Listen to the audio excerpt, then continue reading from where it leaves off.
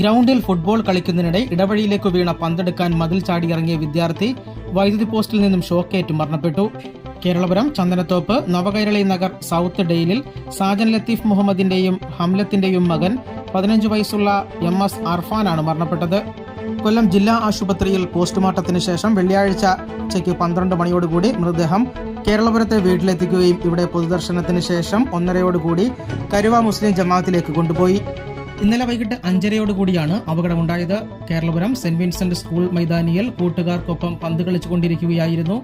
കളിക്കിടെ മതിലിന് പുറത്തേക്ക് ഇടവഴിയിലേക്ക് പന്ത് തെറിച്ചു വീണു. ഇതെടുക്കാനായി ഒരു കുട്ടി മതിൽ ചാടിയിറങ്ങി.